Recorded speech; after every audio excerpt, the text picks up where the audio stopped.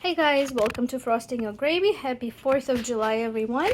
Today for the family gathering, I have baked this beautiful, festive, red, white, and blue, decorated, but chocolate plus coffee flavored Bundt cake.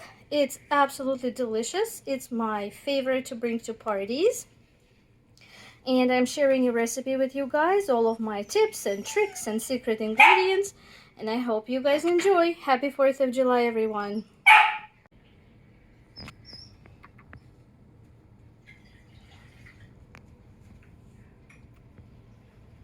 To start with, the tip is whenever you make box cakes, guys, the norm, I think, is to put the contents of a box in a bowl and then start adding ingredients to it. I say wrong.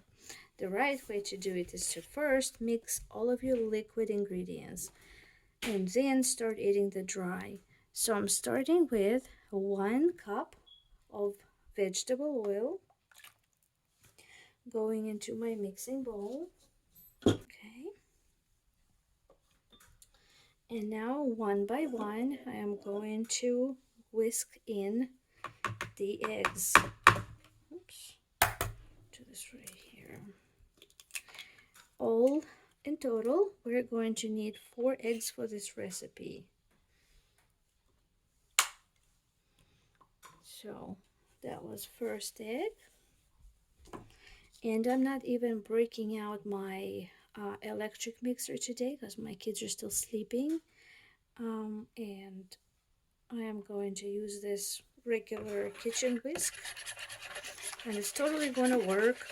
And if you use your electric mixer, it's just going to cut the time. It'll be much faster, but I don't mind. Alright, that was the first egg.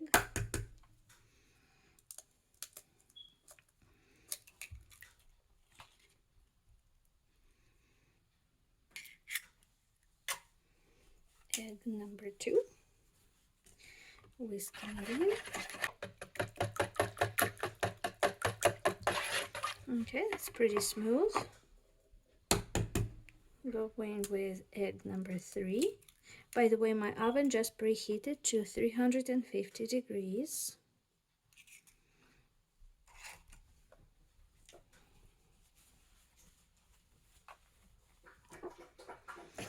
Because the cake comes together quick, I always preheat the oven right before I start. Okay, and now the 4th egg.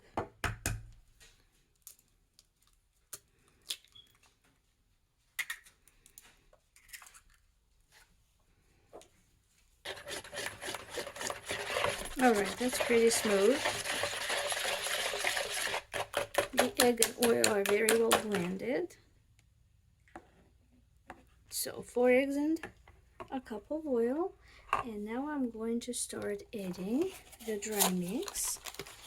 Here I have super moist milk chocolate cake mix, 15.25 ounce size.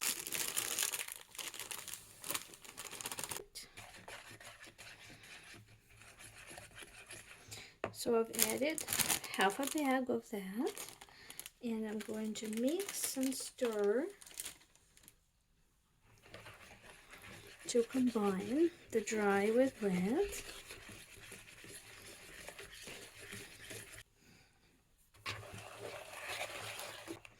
Alright, and now we are at the part of my first secret ingredient. It's not really a secret because I'm sharing with you guys. It's just something that doesn't normally listed in your box cake recipe. Usually you will have water, but I am replacing water with coffee. Right here I have 1.5 cups of freshly brewed hot coffee. So I am going to pour right over the cake mixture just a small amount of coffee and quickly stir. So why hot coffee? Hot temperature of the coffee will actually open up the flavor of the chocolate in the chocolate here. And if you did cold, you still get the chocolate, but the reaction will not be as strong as when you pour that hot coffee in the cake mix. It just quickly develops that chocolate flavor and makes the final cake very rich, very delicious. All right, that was the cake mix. I've just added the rest of it, and I'm going to stir, stir, stir, stir. I like this flag I have here. Proud to be an American. I really am. By the grace of God, I had the privilege of living in the United States and raising a family here, and I just cannot imagine a better place in the whole wide world. No offense to people from any other country. I think it's just a normal thing to be patriotic and love the country where you live, where you raise your kids, where you experience love and acceptance, and this country has been it. I cannot express enough how much this flag means to me and how emotional I get when we say, when we pledge allegiance to the flag, and when I hear patriotic songs. I love my country to the bone. I just can't express to you guys, as an immigrant from a different country. By the way, as I'm speaking, I'm continuing to do the same. I'm just adding some more of the hot coffee. I had 1.5 cups total to my mix, and I'm keeping with the process, mixing and stirring, mixing and stirring. At first, when you add the hot coffee, the mixture kind of separates and looks muddy, ooey and gooey. No worries, just keep stirring and it'll combine very quickly. See how that looks? Like mud? That's pretty normal. Keep stirring. We do need to bless the Lord our God and give him praise and credit for our amazing lives, guys, on this land. And now for the secret ingredient of my chocolate cake, number 2.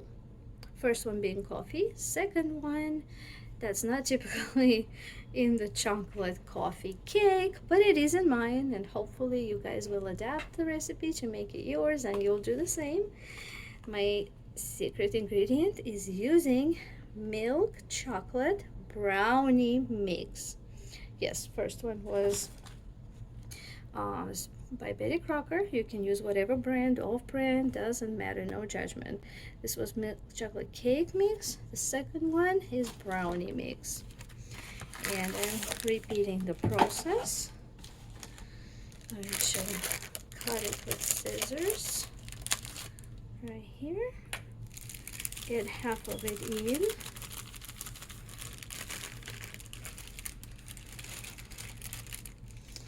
And stir. Alright, and now to make the stirring easier, I'm pouring more of the hot coffee in and keep stirring and mixing. Yep, this is the muddy stage. It just looks clumpy and like mud is running on the sides. It's alright. Now, if you did this with an electric mixer, you could do this in 2 minutes. But today, my kitchen whisk is my friend. Alright, that's pretty smooth. I am happy with the consistency here. That's good. Now I'm going to finish off the package of the brownie mix. All right, mix and stir.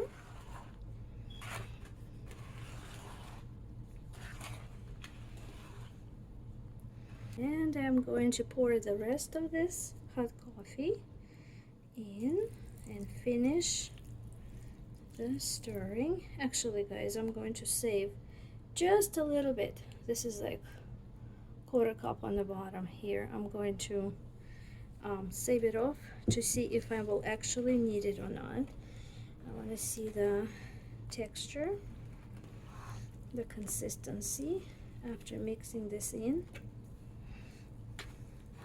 Because whilst we are using a cake mix and a brownie mix, this mixture, before we pour it in the Bundt shape pan, should be the consistency of a cake, not brownie. I'll show you what I mean by that. So even though we're using a brownie mix here, we still need the consistency of this batter to be that of a cake. Okay, that's mixed pretty good. And that's for lightness, guys. That's because we want this cake to be nice and light. See how nicely that's flowing down? That's what I'm talking about. That's the right consistency. And that's going to give us the fluffy cake, not a heavy brownie-like cake, not chewy fudgy. I'm going to pour just a little bit, maybe 1/8 of a cup. This is quarter cup here, and I'm going to use maybe half of that. I want to loosen it up just a little bit more. Just a little bit more. But yeah, the brownie mix is just for the flavor of our chocolate cake, not for the texture, if that makes sense. All right, so totally I've used 1 1/4 cups of hot brewed coffee. You might, depending on where you live and how big your eggs were, you might need to use the whole 1 1/2 cups of brewed coffee. See if you can see how that's pouring down freely from the whisk. That's what we want. All right, and now I'm going to go grab my Bundt pan, and I'm going to butter the inside. And here's my Bundt cake pan.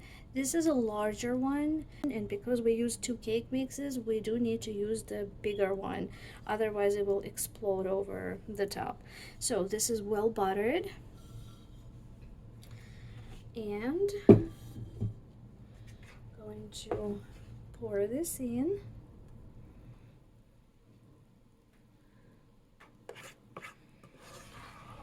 And now I am switching to a spatula so I can collect everything from the sides. And yeah, this is how freely it's flowing, guys. That is the batter consistency we need. Okay. I like a clean bowl in the end. That's a pet peeve of mine. I like to scrape everything in. This was my hard work. This was the ingredients purchased. Why stop here, right? Who's with me, guys? Why stop here and just toss it into the sink? It's just 3-4 moves of your spatula and you got all of the goodness in.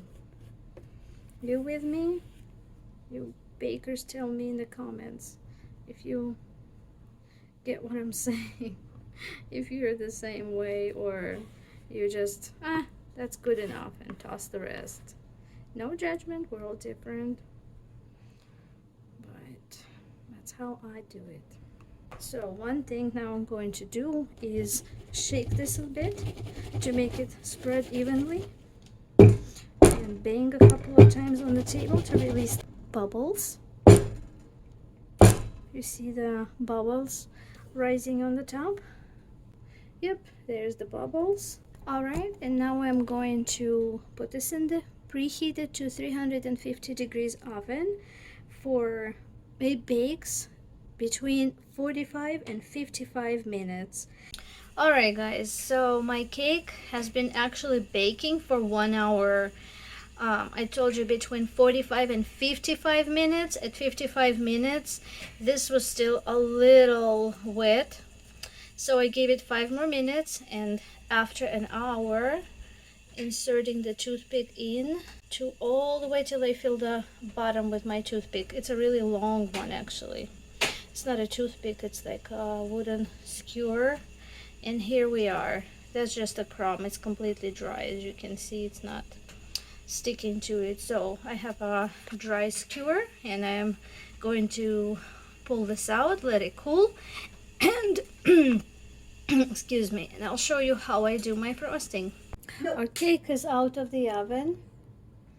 I'm going to let it sit inside the Bundt pan for about 5-7 minutes until it's cool to touch. Right now it's really hot. If I try and release it now, it will crack and actually break. So after it cools about 5-7 minutes, I will turn it over into the cooling rack, and it should release nicely and beautifully and without any issues. As you can see, it's already, when I press down, it's releasing from the edges good, so that's a really good sign. And now for my special frosting that goes on this chocolate coffee cake. We're going to start with 10 ounces of I have Pillsbury brand chocolate fudge. So going to empty this into a small saucepan.